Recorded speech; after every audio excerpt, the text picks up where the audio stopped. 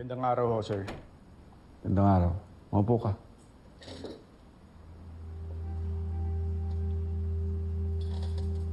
Ano tong sinasabi niyong update? May nahuli hong tauhan namin, sir. At umamin rin ho siya na nagnakaw sa nasunog na bahay niyo. Anong mga gamit? Kabilang ho sa mga gamit na kinuha niya ay isang mamahaling relos po. Ang sabi niya, natagpuan niya daw yon sa tabi ng mga kerosene containers kung saan nagmula ang sunog. Kaya naman, naniniwala kami na sa arsonista ang relos. Wait, imposibleng magkaroon ng mamahaling relo si Yoli. Posible kayang ninakaw niya sa amin? Kung ninakaw ho yun ni Yoli, bakit niya ho iiwan? Eto, sir.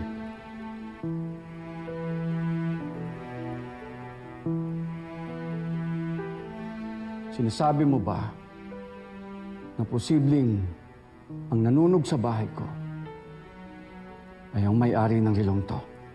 Opo. Nakikilala niyo na ho ba kung sino may-ari niyan? Oo. Kilalang kilala.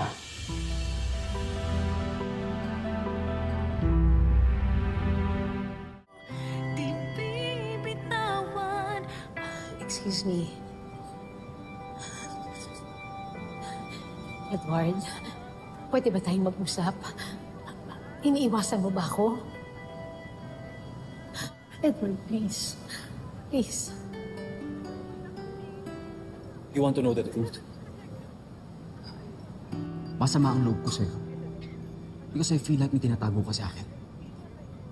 Ma, hindi ba kakampi kita? Bakit ramdam ko you're hiding the truth tungkol doon sa sinabi ni Dad about what I don't know?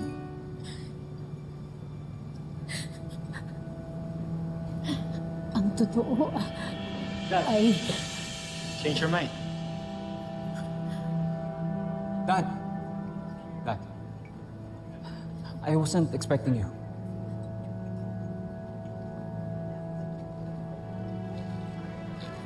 That's yours. Am I right? Yes, akin to. Akala ko nga nawala to sa sunog eh. Nawala nga. Sa sunog. Sa sunog na gawa mo. You're the arsonist! Ano? What the hell are you saying?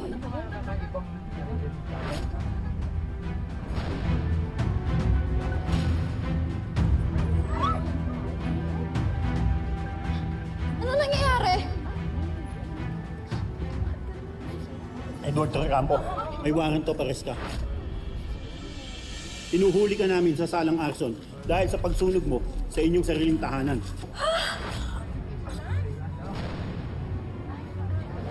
Wala akong ginagawang ganun. Hindi ako nagsunog sa bahay.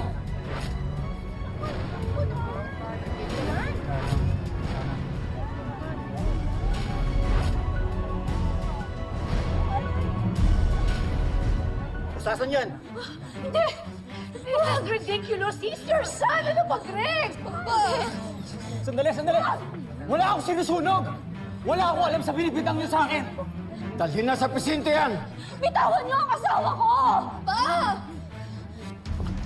How could you? Sarili mong anak, ipapakulong mo! Anong klase kang ama? Dahil hindi kita tunay na anak!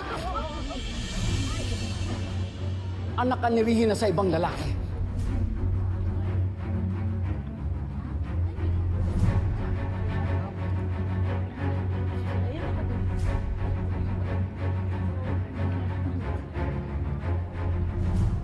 That's exactly why you don't deserve anything from me!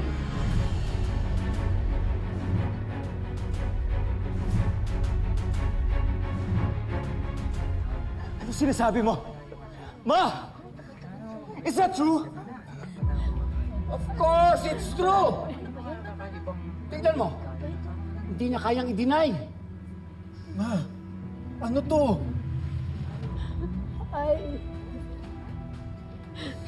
Edward, ay... Sige na, dahil niyo na sa labas yan. Papa! Anak, Bitawan niyo ang asawa ko! Bitawan niyo ang asawa ko! No! I don't know what's going on. Pero kung totoo man yung sinasabi niyo tungkol kay Ma at kay Edward, it doesn't have to go this far. Pati ba naman ho yung pagsunog ng bahay? Bakit naman nun gagawin ang asawa ko sa sarili ng bahay? Na alam nang nandun kaming mag-ina. Sila sa Jano Tono. Rename up niyo si Edward. Huwag mo ako sisigawan! Don't test my patience. Lalo na ikaw, Thea. Baka pati ikaw ipakulong ko na rin. Thea, tama na. Tumahimik ka na lang. Just take good care of Ashley, okay? Labas na yan! Kasalanan! Hindi ko po nilaway! Be strong, okay? Be strong. Basta, just unahin mo muna yung pagpapagaling mo. I'll be fine. Don't worry about me, okay? Tama! No! No! No!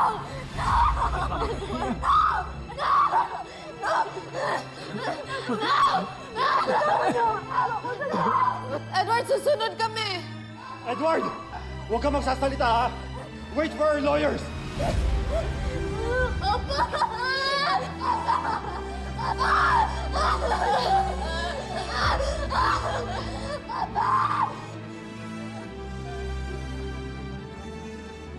You're a monster!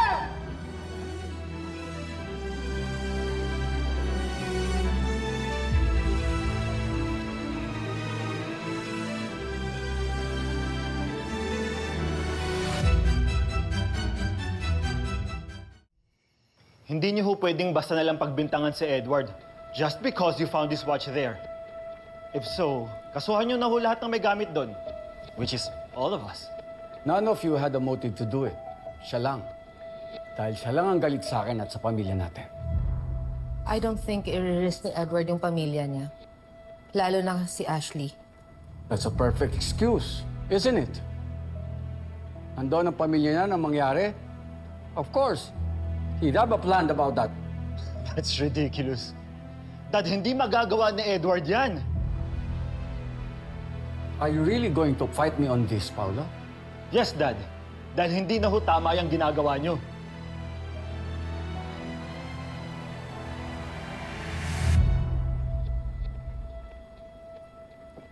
At sino ka para sabihin sa akin na mali ang ginagawa ko? Wala kang karapatang kwestiyonin ang mga desisyon ko. At kapatid ko ho si Edward. Kadugo ko man siya o hindi. At naniniwala ako sa kanya. Kaya ho tutulungan ko siya.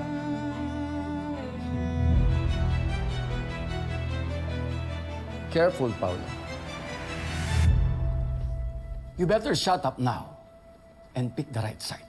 Kung ayaw mong matulad sa bastardong Edward na yon. No, Dad. You be careful. Iilan na lang ho kaming pamilya niyo. And if you force us to pick sides, Dad, believe me, wala akong matitira sa inyo.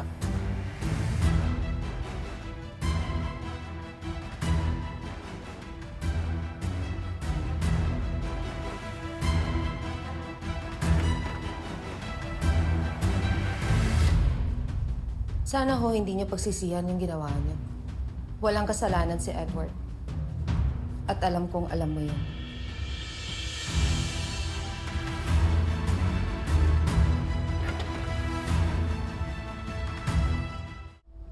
Paolo, nilinaw mo sa press na hindi mo kinakampihan si Dad. Hindi ka ba natatakot na mag-away kayo? Papatawad din ako nun. I'm his favorite son, di ba? Para kay Dad, you're his only son. But in all seriousness, the fight had already begun. Pero siguro na-realize ni Dad na he cannot afford to lose another son. Di naman mangyayari to if only he was being fair to us.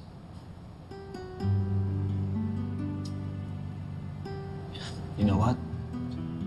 All my life, I felt so lucky being at Torrecampo.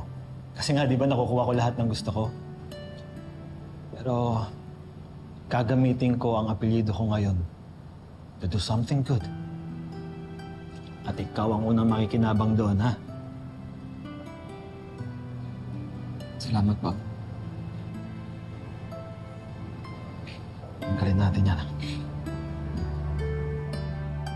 While waiting for the prosecutor, I just want to make sure that we are aligned and ready sa mga tanong na posibleng ibato sa'yo, Edward. Okay? So I'll be asking you sample questions. Ha? Okay. Nasaan ka nung gabi nagkaroon ng sunog? Sa bahay lang. Sa naaalala mo, ano ang nangyari bago ang sunog? I remember I was very upset that night. Kasi magkaaway kami ni Dad. Kakampihan mo pa rin si Paolo kahit ako'y naagrabyado dito? Dapat sa bahay na to, masunog! Dahil impyerno ang bahay na to! Tungkol saan? Tungkol sa video ni Paolo at ni Thea.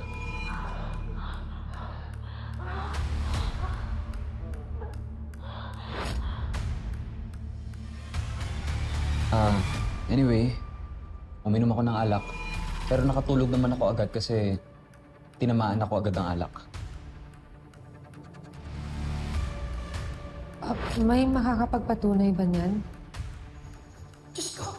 Sir Edward! Anong ginawa mo? Ako na maglilinis dito. No. Just leave it like that.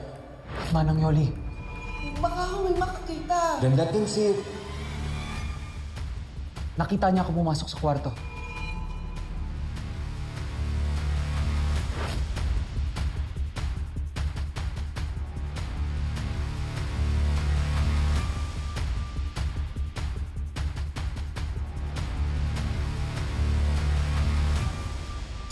Nako, pasensya na kayo dito sa lugar ko, ha?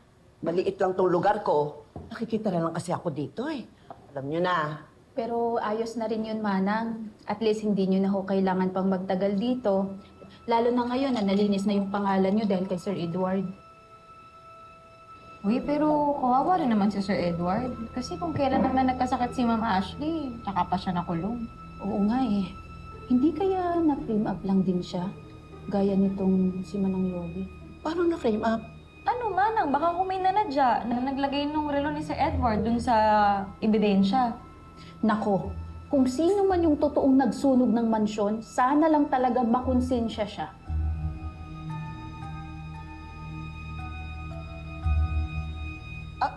Weng, kumain ka muna. Sige, naku, kumain ka dito, Weng, at ako baka pumayat ka. Baunin ko na lang. Thank you, Manang. Ako, ikaw talaga si Baon.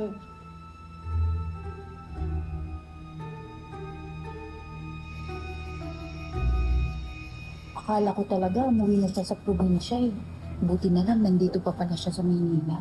Eh, kasi baka hindi rin naman talaga makalayo si Manang Yoli kasi nga wanted siya. Pero salamat sa Diyos talaga, buti na lang ligtas siya.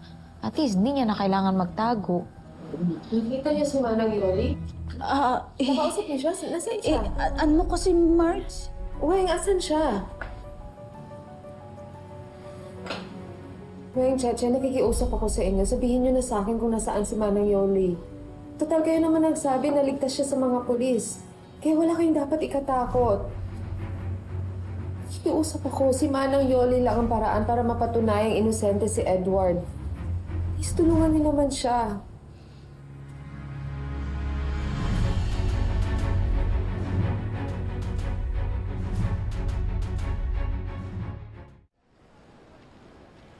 Mariing tinatanggi ng kliyente ko ang mga paratang na yan. Hindi siya guilty sa mga ganyang paratang. Inosente siya.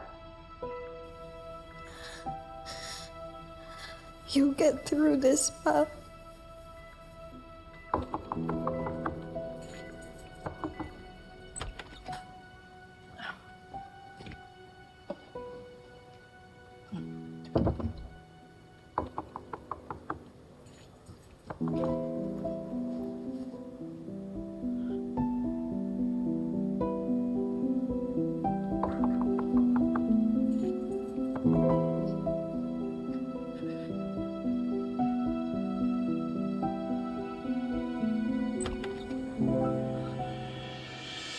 Marge, anong ginagawa niyo dito? Pwede po bang pumasok? Ash, anong ginagawa mo dito? Sabi ko layuan mo muna ako. You should know na hindi ko gagawin yun, Ash. What? You never gave up on me, remember?